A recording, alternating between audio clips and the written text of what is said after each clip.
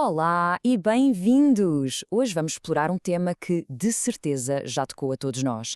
Aqueles padrões emocionais que parecem repetir-se vezes sem conta nas nossas vidas.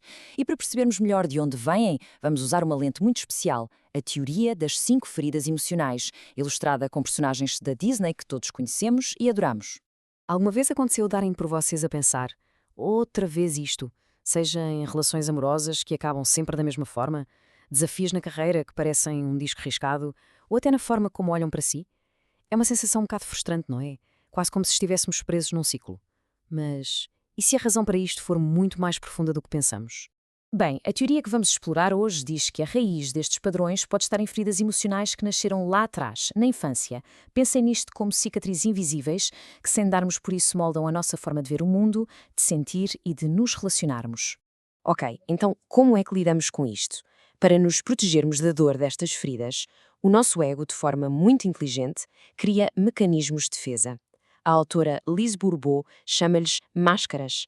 A ideia é simples. Para não sentirmos a dor, pomos uma máscara que esconde a ferida. O problema é que ao usarmos essa máscara, vamos-nos afastando de quem somos de verdade. Vamos então começar com as duas primeiras feridas, que são talvez das mais impactantes, a da rejeição e a do abandono. Cada uma delas está ligada a um medo primário que acaba por definir muito da nossa personalidade. A ferida da rejeição é vista como a mais profunda de todas, porque mexe com algo muito básico, o nosso direito a existir. Ela surge quando uma criança se sente, na sua essência, rejeitada. E para se proteger de uma dor tão avassaladora, desenvolve a máscara do escapista. E como é que esta máscara se revela? Bem, a pessoa que vive com esta ferida, lá no fundo, acredita que não tem valor. Por isso, foge de situações sociais, procura a solidão e tenta ser invisível ou absolutamente perfeita para não ser criticada.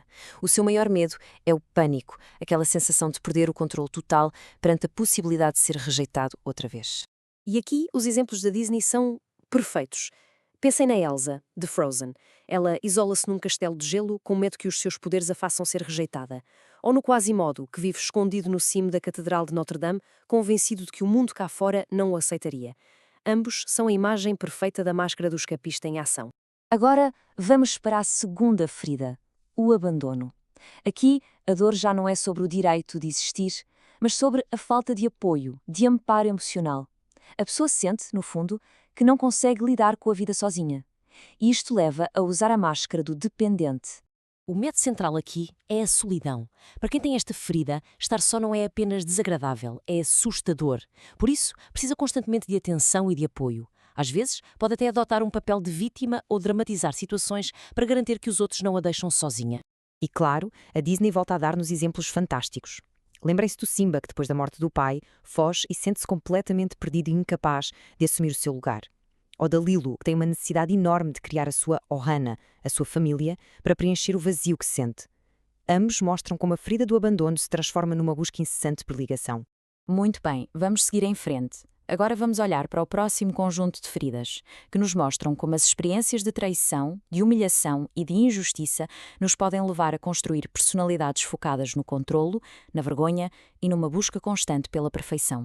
A ferida da traição nasce da quebra de confiança, de uma promessa que não foi cumprida. E a dor é tão grande que, para se proteger, a pessoa desenvolve a máscara do controlador. A lógica é muito simples. Se eu controlar tudo à minha volta, nunca mais serei apanhado de surpresa ou magoado desta maneira. Quem veste esta máscara parece muito forte, muito responsável, mas por dentro, o que o move é o medo de ser novamente desiludido. Por isso, quer ter tudo sob controle, tem dificuldade em delegar e detesta imprevistos, mostrar-se vulnerável, nem pensar. Isso é visto como um risco enorme. E olhem para estes exemplos. O Aladim cria toda uma identidade falsa. A do príncipe Ali para controlar a forma como os outros o veem, com medo de ser rejeitado por ser pobre. E o Hércules passa a vida a tentar provar que é um verdadeiro herói para controlar o seu destino e recuperar o seu lugar no Olimpo. Ambos tentam gerir a sua imagem para evitar a dor. A ferida da humilhação vem de experiências em que a criança se sentiu criticada, ridicularizada, envergonhada. E para lidar com essa dor, cria uma máscara que pode parecer estranha à primeira vista, a do masoquista. O que é interessante aqui é que a pessoa com esta máscara põe sempre as necessidades dos outros à frente das suas. Carrega o peso do mundo às costas, esquece-se completamente de si e até se sente culpada quando pensa em ter algum prazer. E inconscientemente pode até procurar sofrimento, porque é um território familiar. E o seu maior medo, por incrível que pareça, é a liberdade. Pensem no Dumbo, o alvo de gozo por causa das suas orelhas enormes. Ele é o retrato perfeito da vergonha pública. E a Cinderela, que é constantemente humilhada e tratada como uma serva. Ela aceita o seu sofrimento e carrega todas as tarefas sem nunca se queixar ou pensar no que ela própria precisa. São exemplos perfeitos de como a humilhação nos pode levar a aceitar o sofrimento. E chegamos à última ferida, a da injustiça. Esta aparece quando a criança sente que o seu valor está apenas naquilo que faz, não naquilo que é. Geralmente, cresce num ambiente frio, muito exigente. A máscara que desenvolve para se proteger é a do rígido. A pessoa rígida procura a perfeição em tudo. É super exigente consigo mesma e com os outros, para evitar qualquer falha ou crítica. Tem uma enorme dificuldade em pedir ajuda ou em mostrar-se sensível, o que pode fazê-la parecer fria. E o mais irónico é que o seu maior medo é precisamente a frieza dos outros. A Tiana, de A Princesa e o Sapo, é o exemplo perfeito disto. Ela trabalha sem parar para atingir o seu sonho porque acredita que o seu valor está apenas no seu esforço. E a Mulan sente uma pressão gigantesca para ser a guerreira ideal e dar honra à família, bloqueando qualquer sensibilidade para conseguir cumprir o seu dever. Muito bem. Depois de vermos estas feridas e as máscaras que usamos para as esconder, a grande pergunta é: e agora? Como é que se cura isto? A boa notícia é que o simples facto de as reconhecermos já é o primeiro passo, e o mais gigante de todos, para transformar esta dor em força. O caminho da cura é um processo, e começa por algo simples, mas difícil: admitir que a ferida existe e permitir-se sentir a dor, sem julgamentos.